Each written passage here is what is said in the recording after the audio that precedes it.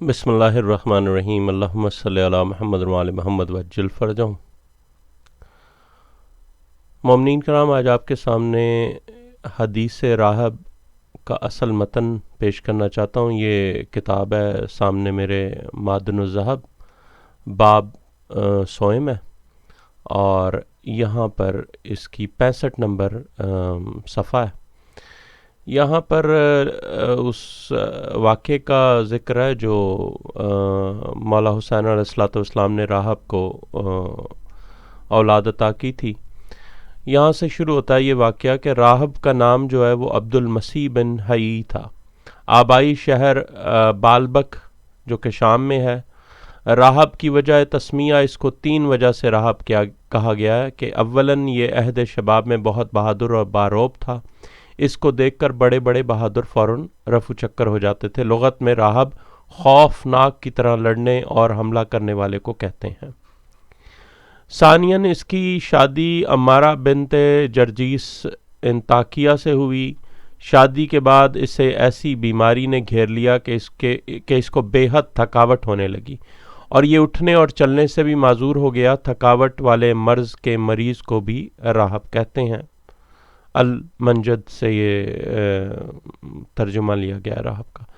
اور تیسرا جو ہے عبد المسیح اپنے دور کا بہت بڑا عالم فاضل شخص تھا۔ اس زمانے میں یمن میں عیسائیوں کا ایک بہت مقدس مقام تھا جسے قبطہ النجران کہتے تھے۔ وہاں لوگوں کی حاجات پوری ہوتی، لہٰذا یہ اپنے فاضل ترین شاگردوں اور اہل خانہ کے ساتھ شفا یابی کی غرض سے اپنے شہر بالبک سے قبطہ النجران یمن آیا تاکہ اس کی حاجتیں پوری ہوں۔ ایک صحت، دوسرا اولاد، غرض ایک طویل عرصہ تک یہ قبطہ النجران میں مصروف عبادت رہا۔ چونکہ یہ زیادہ وقت عبادت خانہ میں ہی پڑا رہتا تھا، لوگوں میں راہب مشہور ہو گیا۔ تیسری وجہ شہرت راہب کی یہ طویل عبادت تھی۔ اس وجہ سے اہل یمن اور قبطہ النجران والے بھی راہب ہی کہنے لگے۔ بشارت مسیح، ایک شب یہ عبادت میں مصروف تھا، یک حضرت مسیح علیہ السلام کی اس کو بشارت اور زیارت ہوئی۔ انہوں نے فرمایا، نجات دہندہ دنیا میں آ چکا ہے، تم فوراً یثرب مدینہ پہنچو۔ آخری نبی صلی اللہ علیہ وآلہ وسلم، جس کا نام احمد صلی اللہ علیہ وآلہ وسلم ہے، اللہم صلی علی محمد وآل محمد وعجل فرجہم، وہاں موجود ہیں۔ ان کا فرزند تیری حاجت فوراً پوری کرے گا۔ ہم سب اس کی رعایا ہیں، اور ارض و سما کی ہر شے ان کی مطیع ہے۔ وہ اللہ کے ارادے کو جاری کرنے والے ہیں۔ میں نے کن سے صرف پرندہ بنایا، وہ جہان ہستی کی تخلیق کرنے والے ہیں۔ میں نے مردے زندہ کیے اور غیب کی خبریں دیں، مریضوں کو شفا یاب کیا ان کے نام سے جو کہ اسم اعظم ہے۔ اللہ اکبر۔ دیکھو، عبد المسیح ہر زمانے کی ہر حرکت آخری نبی محمد مصطفیٰ صلی اللہ علیہ وآلہ وسلم اور ان کے خلفاء کے کنٹرول میں ہے۔ جلدی ان کی خدمت میں پہنچ جا۔ اس بشارت کے بعد عبد المسیح نے اپنے لائق ترین عالم فاضل شاگردوں سے اور اہل خانہ سے مشاورت کی، اور قبطہ النجران یمن سے عازم مدینہ منورہ ہوا، اور منزل طے کرتا ہوا یہ قافلہ بالآخر منزل مقصود پر پہنچ گیا۔ اور جمعہ کے دن جبکہ مسجد اصحاب رسول صلی اللہ علیہ وآلہ وسلم سے بھری ہوئی تھی، یہ وارد ہوا۔ اس وقت اس کی عمر 70 سال سے تجاوز کر چکی تھی۔ اچھا، یہ انہوں نے سند لیا ہے اخبار المسیح جلد 1 صفحہ 837 سے، جو کہ مطبوع ہے نجف الاشرف سے، اور دوسری آثار المعصومین جلد 1 صفحہ 228 مطبوعہ نجف الاشرف۔ اب کیا ہوا کہ عبد المسیح جو ہے دربار اقدس نبوی میں، چونکہ سن رسیدہ تھا اور تھکاوٹ کا مرض بھی زیادہ تھا، کچھ آرام کرنے کے بعد جمعۃ المبارک کے دن اس وقت مسجد نبوی میں حاضر ہوا جس وقت مسجد اصحاب سے بھری ہوئی تھی۔ اس کے ساتھ عیسائی راہب اور یہودی علماء بھی تھے۔ حضرت صلی اللہ علیہ وآلہ وسلم کے جمال بے مثال کی زیارت کی۔ آپ صلی اللہ علیہ وآلہ وسلم کے ساتھ امیر المومنین حضرت علی علیہ السلام اور شہزادگان علیہم السلام بھی موجود تھے۔ عبد المسیح راہب حاضر ہوا اور عرض کی حضور میں آپ صلی اللہ علیہ وآلہ وسلم کی خدمت میں اپنی حاجت لے کر آیا ہوں اور کچھ سوال ہیں۔ حضرت صلی اللہ علیہ وآلہ وسلم نے اس پر نگاہ رحمت ڈال کر ارشاد فرمایا تو خود اپنی حاجت اور سوال بیان کرے گا یا میں اس کا جواب بھی اور سوال بھی بتا دوں؟ عبد المسیح راہب نے عرض کیا میرے ساتھ چونکہ عیسائی علماء پادریوں کے علاوہ یہودی علماء بھی ہیں لہٰذا میں سوال کروں گا۔ حضرت صلی اللہ علیہ وآلہ وسلم نے ارشاد فرمایا سوال کرو۔ عبد المسیح نے عرض کیا دنیا میں جو کچھ ہو چکا ہے اور جو ہو رہا ہے اور جو آئندہ ہونے والا ہے وہ کہاں پر درج ہے؟ حضرت صلی اللہ علیہ وآلہ وسلم نے ارشاد فرمایا ازل سے ابد تک جو کچھ بھی ہے سب کا سب لوح محفوظ میں موجود ہے۔ عبد المسیح یہ لوح محفوظ کہاں ہے؟ حضرت صلی اللہ علیہ وآلہ وسلم نے ارشاد فرمایا لوح محفوظ دو ہیں، ایک مکتوبی اور ایک وجودی۔ لوح محفوظ مکتوبی چوتھے آسمان پر ہے جس کو مقرب بارگاہ خدا فرشتہ میکائیل ہر وقت دیکھتا رہتا ہے۔ انبیاء علیہ السلام اس پر نازل ہونے والی کتب سماویہ اور صحائف انبیاء علیہ السلام جبرائیل علیہ السلام وہاں سے لاتے ہیں۔ عبد المسیح نے عرض کیا سردار دوسری لوح کون سی ہے؟ لوح وجودی یعنی کہ اور کہاں ہے؟ حضرت صلی اللہ علیہ وآلہ وسلم نے ارشاد فرمایا انا لوح محفوظ، میں اور میرا بھائی اور وسیع امیر المومنین علی علیہ الصلوۃ والسلام بھی لوح محفوظ ہیں، وجودی لوح محفوظ۔ ان کی اولاد سے آنے والے ائمہ ابرار علیہم السلام سب لوح محفوظ ہیں، نحنو لوح محفوظ، ہم سب لوح محفوظ ہیں، ونحنو صاحب المحفوظ، اور ہم لوح محفوظ کے مالک بھی ہیں۔ عبد المسیح نے عرض کیا حضور یہ فرمائیں میری اولاد وہاں درج ہے؟ حضرت صلی اللہ علیہ وآلہ وسلم نے فرمایا جو ہو چکا ہے اس کا علم مجھے ہے اور جو ہو رہا ہے اس کو بھی جانتا ہوں، اور جو آئندہ عبدالآباد تک جو کچھ ہوگا اس کا علم مجھے بھی ہے اور میرے اوصیاء علیہ السلام کو بھی ہے، یعنی معصومین علیہ السلام کو۔ عبد المسیح نے عرض کیا پھر مجھے اولاد کب عطا ہوگی؟ حضرت صلی اللہ علیہ وآلہ وسلم نے فرمایا ان قریب بہت جلد تو صاحب اولاد ہوگا، تیری اولاد میری آل علیہ السلام کی محب اور فدائی ہوگی۔ عبد المسیح حضور صلی اللہ علیہ وآلہ وسلم میری عمر بہت زیادہ ہے، میری بیماری طویل اور بیوی بانجھ ہو چکی ہے۔ حضرت صلی اللہ علیہ وآلہ وسلم نے ارشاد فرمایا پیغمبر خدا حضرت زکریا علیہ السلام نے عرض کیا بار الہ میری بیوی بانجھ ہو گئی مگر خدا نے بیٹا دیا۔ زکریا علیہ السلام کو یحییٰ علیہ السلام جیسا بیٹا ملا۔ عبد المسیح نے عرض کیا میرے لیے کیا ہوگا؟ حضرت صلی اللہ علیہ وآلہ وسلم نے ارشاد فرمایا میرا چھوٹا فرزند امام حسین علیہ السلام تمہیں اولاد دے گا۔ عبد المسیح نے حضرت سید الشہداء امام حسین علیہ السلام کی طرف دیکھا اور دل میں کوئی سوال ابھی پیدا ہی ہوا تھا کہ حضرت ابو عبداللہ امام حسین علیہ السلام نے ارشاد فرمایا عبد المسیح تمہارے نبی عیسیٰ علیہ السلام 3 دن کے تھے اور انہوں نے گود مادر میں کلام فرمایا، میں عبد خدا ہوں، اللہ تعالیٰ نے مجھے کتاب عطا فرمائی ہے اور نبی بنا کر بھیجا ہے۔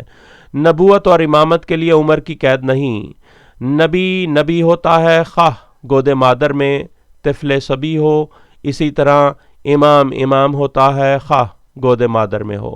اے عبد المسیح یاد رکھو ہمارا بڑا اور چھوٹا طفل رضیع اور بزرگ برابر ہے۔ عبد المسیح نے عرض کیا فرزند رسول صلی اللہ علیہ وآلہ وسلم کب اولاد ہوگی؟ حضرت سید الشہداء علیہ السلام نے ارشاد فرمایا ابھی۔ اللہ اکبر۔ وہاں پر موجود منافقین میں سے ایک نے کہا یہ بڑا دعویٰ ہے کہ ابھی اولاد ہوگی، یہ کیسے ممکن ہے؟ حضرت سید الشہداء علیہ السلام نے ارشاد فرمایا حضرت عیسیٰ علیہ السلام کو اللہ نے اپنی روح فرمایا، روح اللہ فرمایا اور روح کے متعلق فرمایا روح اللہ کے امر سے، یعنی روح امر نہیں بلکہ امر خدا سے ہے۔ میں امر اللہ ہوں، میں اللہ کا امر ہوں، نحنو امر اللہ و انا امر اللہ، میں امر اللہ ہوں، اللہ کا امر ہوں۔ کہہ دیجئے کہ روح میرے رب کے امر میں سے ہے۔ ارشاد باری تعالیٰ ہے سورہ یاسین آیت نمبر 86۔ اتنے میں ایک منافق نے کہا اولاد دینا اللہ کا کام ہے، آپ کا نہیں، اگر اولاد اس کا مقدر تھی تو پہلے ہو جاتی، آپ بچے ہیں، آپ کا قول منشاء خدا اور مشیت الہی کے خلاف ہے، نعوذ باللہ۔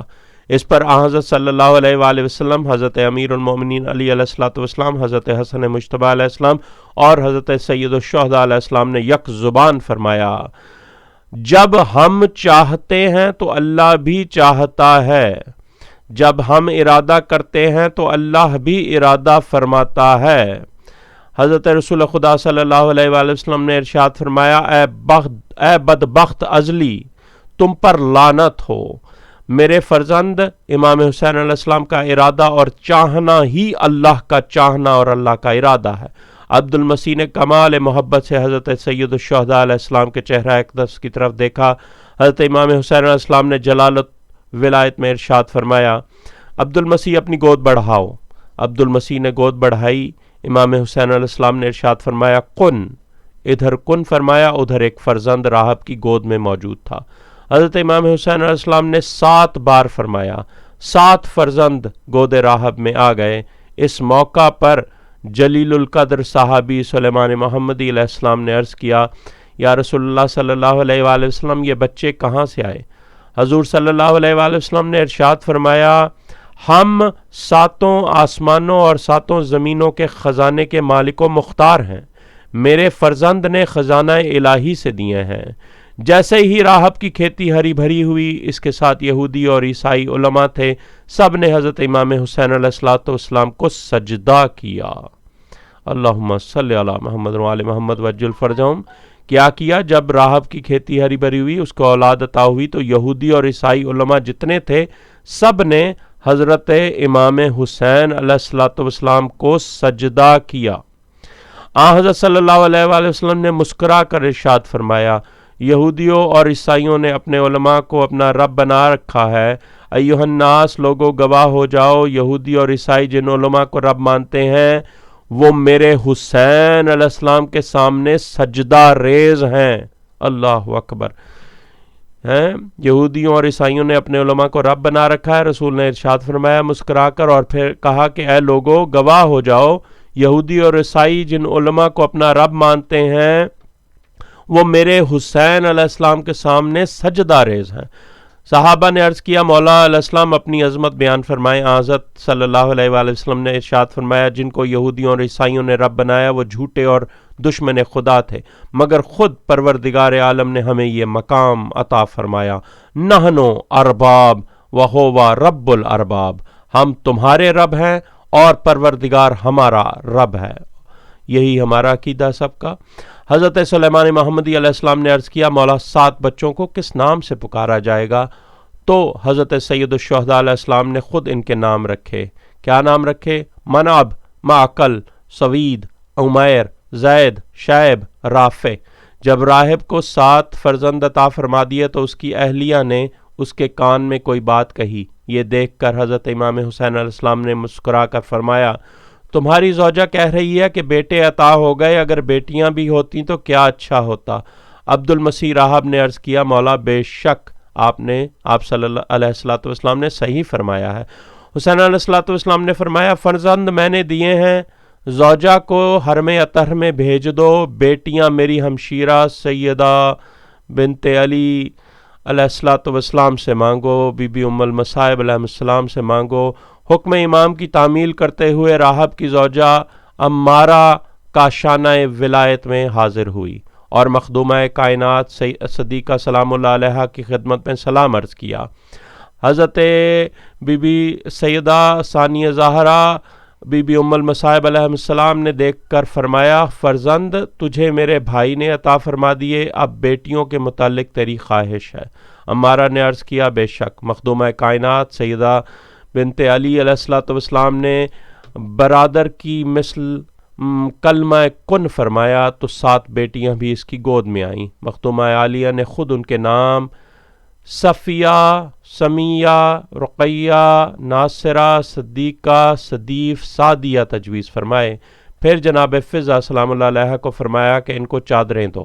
ان کے علاوہ بہت سارے قیمتی ملبوسات، زیورات ان کو عطا فرمائے۔ عمارہ زوجہ راہب نے عرض کیا، مخدومہ اگر آپ بھی ہمارے گھر تشریف لائیں تو غریب خانہ کو اپنے قدموں سے مشرف فرمائیں، ہمارے لیے باعث سعادت ہوگا۔ بی بی علیہ السلام نے اس کی بات کو سن کر شدید گریہ فرمایا تو عمارہ نے عرض کی، مخدومہ میں نے کوئی گستاخی کی یا آپ کے مزاج کے خلاف کوئی بات کی ہے؟ بی بی نے فرمایا نہیں، تو نے مجھے اپنے گھر آنے کی دعوت دی، میں ضرور آؤں گی، میرے ساتھ سارا خاندان ہوگا۔ عمارہ نے عرض کیا کب؟ سیدہ نے فرمایا 61 ہجری، تیرے شہر میں تیرے گھر آؤں گی۔ اس نے عرض کیا مخدومہ آپ بار بار گریہ کیوں فرماتی ہیں؟ سیدہ نے فرمایا اس لیے کہ تو ہمیں پہچان نہ سکے گی۔ عمارہ نے عرض کیا کوئی نشانی فرمائیں۔ فرمایا جب میں آؤں گی تو ہمارے دشمن خوشی کے نعرے بجائیں گے۔ جب تیری بیٹیوں کے ہاتھ سے قرآن پرواز کرے تو اس طرف جانا جہاں قرآن جائیں، وہاں ملاقات ہوگی۔ عمارہ کہتی ہے 61 ہجری کے آغاز سے میں نے انتظار شروع کیا، حتیٰ کہ ایک دن ہمارے شہر میں کسی کے استقبال کے لیے زوردار نعرے اور شہنائیاں بجائی جا رہی تھیں، جبکہ ہمارے دل سخت وحشت اور اضطراب میں تھے۔ اچانک ظہر کے وقت جب میری بیٹیاں قرآن پڑھ رہی تھیں، قرآن نے ان کے ہاتھوں سے پرواز شروع کی۔ ہم سب گھبرا کر قرآن کے پیچھے دوڑے تو بازار میں کچھ قیدی نظر آئے جن کو لوگ باغی کہہ کر پتھر مار رہے تھے، مگر قرآن ان کے گرد طواف کر رہے تھے۔ میں اسیران کے ناکے کے پاس آئی اور عرض کی اے اسیران جفا آپ کون ہیں؟ ایک مخدومہ نے سر بلند کیا اور فرمایا میں علی مرتضیٰ علیہ الصلوۃ والسلام کی بیٹی ہوں، میرے ساتھ ام کلثوم اور میری بھابیاں ہیں اور خاندان ہاشم کی آقا زادیاں ہیں صلوات اللہ علیہم اجمعین۔ عمارہ نے عرض کیا آقا زادی آپ کے مرد کہاں ہیں؟ فرمایا وہ نوک سنا پر میرے بھائی حسین علیہ السلام کا سر اقدس اور علی اکبر علیہ السلام کا سر اقدس ہے، اور اسی طرح بتاتی گئیں۔ ہم سب نے ماتمداری شروع کی۔ راہب عبداللہ نے اپنے 7 بیٹوں کو حکم دیا کہ لشکر والوں سے جنگ کرو اور قیدی چھڑا لو، اور شہداء علیہ السلام کے سر ان سے چھین لو۔ شدید جنگ ہوئی۔ راہب عبداللہ کے 7 بیٹے جام شہادت نوش کر گئے۔ راہب نے مخدومہ کے ناکے کے پاس آ کر عرض کیا کہ اور بیٹے ہوتے تو قربان کرتا، یہ قربانی قبول فرمائیں۔ حضرت بی بی نے سلام اللہ علیہ نے فرمایا میرے بھائی نے تجھے اولاد دی، اور جو ہمارے قائم علیہ السلام کی حکومت میں ان کی انصار ہوگی، تیری نسل ختم نہ ہوگی، تو ان شہداء کے سر تن سے لگا۔ جیسے ہی راہب عبداللہ نے سر تن کے ساتھ جوڑے، اس کے بیٹے اشہد ان لا الہ الا اللہ و اشہد ان محمد رسول اللہ صلی اللہ علیہ وآلہ وسلم و اشہد ان امیر المؤمنین ولی اللہ علیہ السلام و اشہد ان حسین الشہید حجت اللہ علی الخلق پڑھتے ہوئے زندہ ہو گئے۔ اللہم صلی علی محمد و آل محمد وعجل فرجہم۔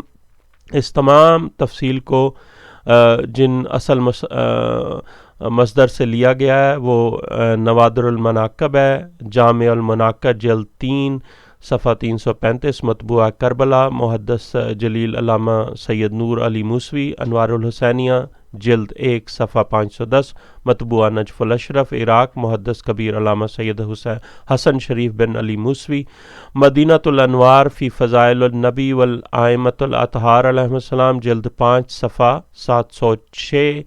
702، مطبوعہ کاظمین علامہ حسن ابو القاسم سبزواری، سر الاسرار صفحہ 812، مطبوعہ ایران، انوار المعاجز علامہ شیخ علی رجب دا مغانی۔